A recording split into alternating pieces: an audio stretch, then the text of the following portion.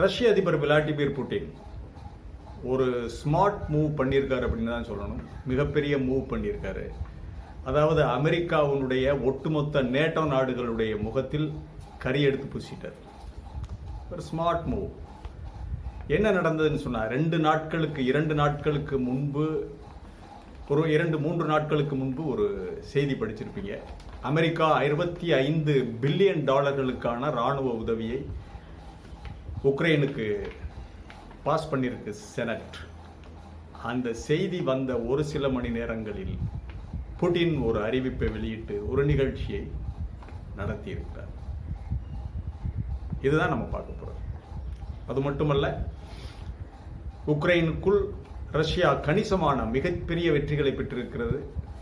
உக்ரைனும் மேற்கு நாடுகளும் அதிர்ந்து போயிருக்கின்றன. வேறு வழி இல்லை.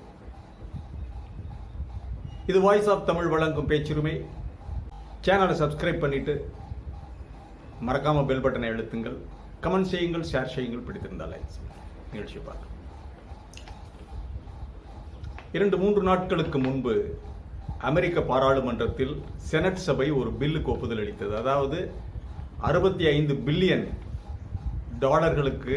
உக்ரைனுக்கு உதவி வழங்குவதாக. ராணுவ உதவி, பொருளாதார உதவி அல்ல, ராணுவ உதவி. பொருளாதார உதவிங்கிறது வேற. ராணுவ உதவி வழங்குவதாக அமெரிக்கா அறிவித்திருந்தது.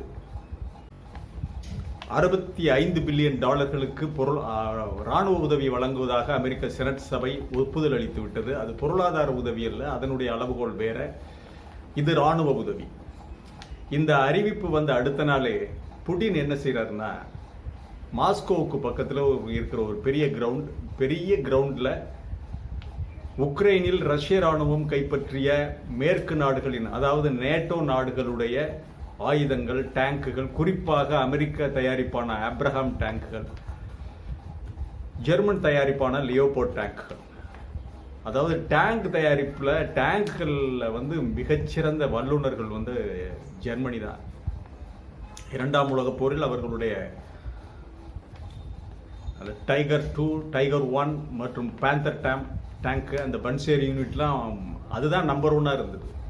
அதை முறியடிப்பதற்கு ரஷ்யர்களும் ரஷ்யா தான் அதை முறியடித்தாலும் முழுமையாக தோற்கடித்ததாக சொல்ல முடியாது. இழப்பு ரஷ்யர்களுக்கு அதிகம். 1:10 கணக்கில் டேங்கை வச்சு அவங்க ஃபைட் பண்ணி விரட்டினாங்க ஜெர்மனியை. அது இன்று வரை ஜெர்மனி டேங்குகள் தயாரிப்பில் அவங்க நம்பர் 1. அவங்களுடைய ஸ்டீல், அவங்களுடைய குரோமியம், அதில் குரோமியம் பிளேட் கொடுப்பாங்க. குரோமியம் மூலமாக அந்த தகடுகள்லாம் பண்ணுவாங்க. அதையெல்லாம் உடைக்கிறது ரொம்ப கஷ்டம். அத்தகைய சிறப்பு வாய்ந்த ஜெர்மனியினுடைய லியோபார்ட் டேங்குகளை ரஷ்யா பிடித்து விட்டது. பல டேங்குகள், பல நேட்டோனுடைய கவச வாகனங்கள், இராணுவ ட்ரக்குகள், ஆர்டிலரிஸ், பீரங்கிகள், இந்த தொகுப்புகள் எல்லாமே அந்த கிராமத்தில் நிறுவப்பட்டிருக்கு. பல்லாயிரம் ரஷ்யர்கள் பார்த்து கண்காட்சியை பார்த்துட்டு போறாங்க. இது கண்காட்சி. இது பல பில்லியன் டாலர்கள் ஒருத்தானதுன்னு சொல்லி பல்வேறு ஊடகங்கள், ஐரோப்பிய ஊடகங்கள் எல்லாமே பார்த்துட்டு அவங்க செய்திகளை வெளிப்படுத்தியிருக்காங்க.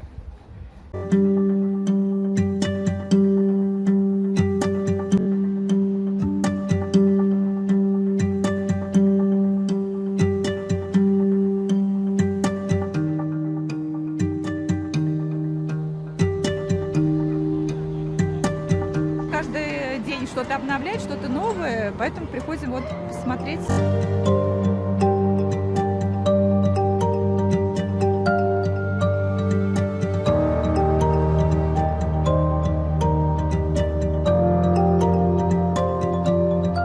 இதுல புட்டின் என்ன சொல்றாருன்னா, அவர் சொல்றதுதான் ஒரு மிகப்பெரிய விஷயம்.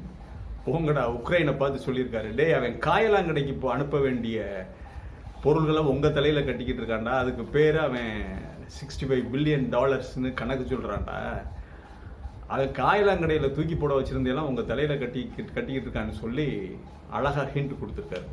அப்படின்னா என்ன, நீங்க எங்கள்கிட்ட உதவாங்கி சாக போறீங்க, வீணா அமெரிக்க ஆயுதங்களை நம்பாதீங்க, பேச்சுவார்த்தைக்கு வாங்கங்கிறதா இதனுடைய பொருள். அது உண்மைதான். அமெரிக்கா,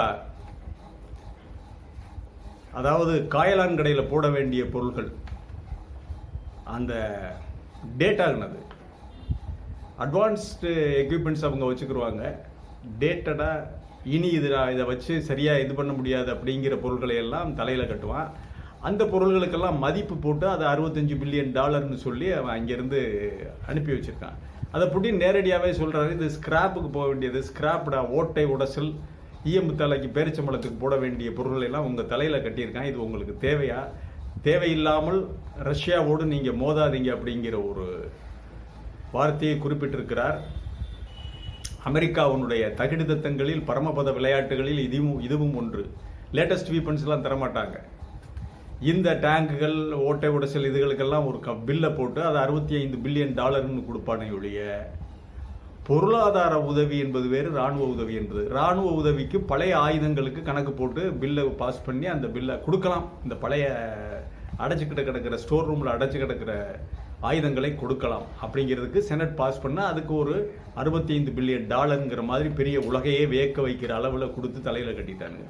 இதைத்தான் மறுநாளே புதின் அந்த இதுகளை தான் நீ அங்கே கொண்டு வந்து கொடுக்குற, அதைத்தான் நாங்கள் பிடிக்கிறோம் அப்படின்னு சொல்லி அந்த பல பில்லியன் டாலர்கள் ஒருத்துள்ள பிடிபட்ட ஜெர்மன் லியோபார்ட் மற்றும் அமெரிக்காவுடைய ஆப்ரஹாம் மற்றும் கவச வாகனங்கள் இதெல்லாம் வச்சு கண்காட்சி நடத்திக்கிட்டு இருக்காரு. அமெரிக்கா நேட்டோ நாடுகளுடைய மானம் கப்பலேறி விட்டது என்றுதான் சொல்ல வேண்டும். கப்பலேறிடுச்சு. இனி உங்களுடைய ஆயுத போட்டியில் ஆயுத சந்தையில் அமெரிக்காவுடைய கை இறங்கி விட்டது என்றுதான் சொல்ல வேண்டும். ஏன்னா ரஷ்யா இது பண்ணியிருக்காங்க. அது மட்டுமல்ல, ரஷ்யாவிற்கு மிகப்பெரிய வெற்றிகள் கிடைத்திருக்கின்றன. அதாவது ஜாசிப்பியாருங்கிற ஒரு கிராமத்தை பிடிச்சிருக்காங்க. சில மணி நேரங்களில் அப்டிகாங்கிற இடத்தையும் பிடிச்சிருவான் அப்படின்னு சொல்லியிருக்காங்க. அது ரெண்டையுமே பிடிச்சிட்டா உங்களுக்கு ப்ரோக்ராஸ்ங்கிற ஒரு நகரம், அதுதான் பழைய 2ஆம் உலகப் போரில் ப்ரோக்ரோவ்காங்கிற ஒரு நகரமாக மிகப்பெரிய, அதாவது ஜெர்மனிக்கும் ரஷ்யாவுக்கும் இடையில் நடைபெற்ற யுத்தத்தில் அந்த ப்ரோக்ரோவ்கா மிகப்பெரிய பங்கு வகித்தது. அந்த ரயில்வே ஸ்டேஷன் 17 முறை ஜெர்மன் கைக்கும் ரஷ்யன் கைக்கும் போயிட்டு வந்தது. பல்லாயிரம் ரஷ்ய சோல்ஜர்கள் ஜெர்மனியர்களும் தங்களுடைய உயிரை இங்கே தியாகம் செஞ்சாங்க. அந்த ப்ரோக்ரோவ்கா, அது ப்ரோக்ரோவ்ஸ்க் என்று மாற்றப்பட்டிருக்கிறது. அந்த நகரம் இது ரெண்டையுமே பிடிச்சிட்டாவே, ஜாசிப்பியார் அடிப்கா, இந்த ரெண்டையுமே பிடித்து 2 ஜாசிப்பியார் வந்துருச்சு, கையில் வந்துருச்சு. இனி அடிப்கா இதுவும் வந்து விட்டால் ப்ரோக்ரோவ்ஸ்க் என்பது அடுத்து ஒரு சில நாட்களில் ரஷ்யா கையில் விழுந்துவிடும். அப்படி வந்து விட்டால் உக்ரைனுடைய 3இல் 1 பகுதி ரஷ்யா கையில்.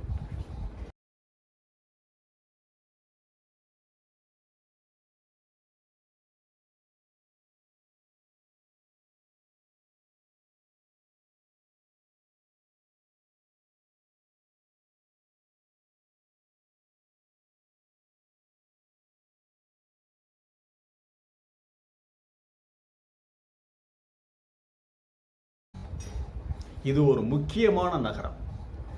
அது எப்படின்னா, அந்த நகரத்தில் இருந்துதான் கருங்கடல்ல இருக்கிற அசோ போன்ற துறைமுகங்களுக்கு, பழைய பேர் அசோ, இந்த கருங்கடல்ல இருக்கிற ஒடிசா துறைமுகம், இந்த மாதிரி யுக்ரைன் கட்டுப்பாட்டில் இருக்கிற துறைமுகங்களுக்கான உதிரி பாகங்கள் சப்ளை லைன்கிறது அது ப்ரோக்ரோவ்ஸ்க். அது பிடிபட்டு விட்டால் அதன் பிறகு கருங்கடல் பகுதி முழுவதையும் ரஷ்யா ஆதிக்கம் செலுத்தும். ரஷ்யா கண்ட்ரோல் வந்து ஒண்ணுமே பண்ண முடியாது. கிட்டத்தட்ட யுத்தம் முடிவடைந்து விட்டது என்ற நிலைக்கு ரஷ்யா கொண்டு வந்துவிடும். இன்னும் 2 நாட்கள். இது சம்மர், இது இந்த குளிர்கால தாக்குதல் இல்லை, இது கோடைகால தாக்குதலை மிக உக்கிரமாக ரஷ்யா முன்னெடுத்துக்கிட்டு இருக்காங்க. அது மட்டுமல்ல, ஜெர்மனியினுடைய ஒரு ஆன்டி விமான எதிர்ப்பு தளம் ஒன்றத்தை உக்ரைனுக்குள்ள ஜெர்மன் கட்டி கொடுத்துருந்தாங்க. அது முழுவதுமே அதை மெயின்டெனன்ஸ், உள்ளுக்க வர்ற ரஷ்ய விமானங்கள் ட்ரோன்கள் அடிக்கிறது எல்லாமே ஜெர்மனியினுடைய ஆன்டி ஏர் டிஃபென்ஸ் அவங்க கட்டி வச்சுருந்தாங்க. இதை பெரிய அளவில் நாசம் பண்ணிட்டாங்க. ரஷ்யாவுடைய இந்த ஏவுகணை மற்றும் ட்ரோன்கள் மூலமாக அடித்து சகட்டு மேனிக்கு அடிச்சிருக்காங்க.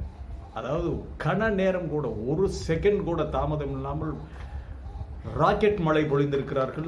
ஏவுகணை மழை பொழிந்து அந்த விமான எதிர்ப்பு தளத்தை நிர்மூலமாக்கி விட்டார்கள். இதுவும் மிகப்பெரிய பேரிடி உக்ரைனுக்கு. ஆகவே இனி உக்ரைன் நீண்ட நாள் இங்கே குப்பை கொட்ட முடியாது.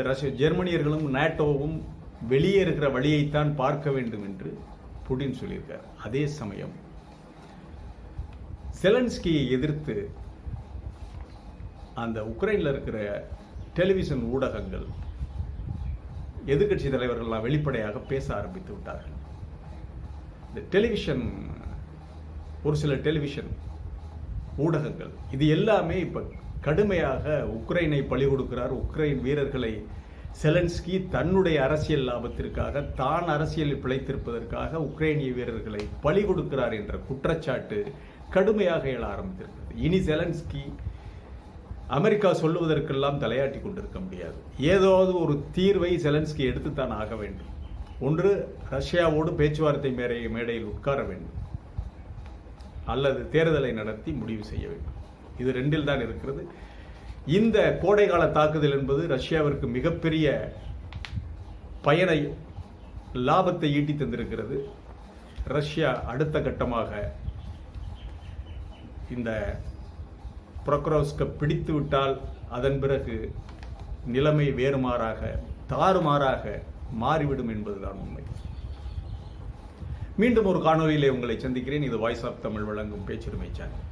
சேனலை சப்ஸ்கிரைப் பண்ணிட்டு மறக்காம பெல் பட்டனை அழுத்துங்க. கமெண்ட் செய்யுங்கள், ஷேர் செய்யுங்கள், பிடித்திருந்தால் லைக் செய்யுங்கள். நன்றி, வணக்கம்.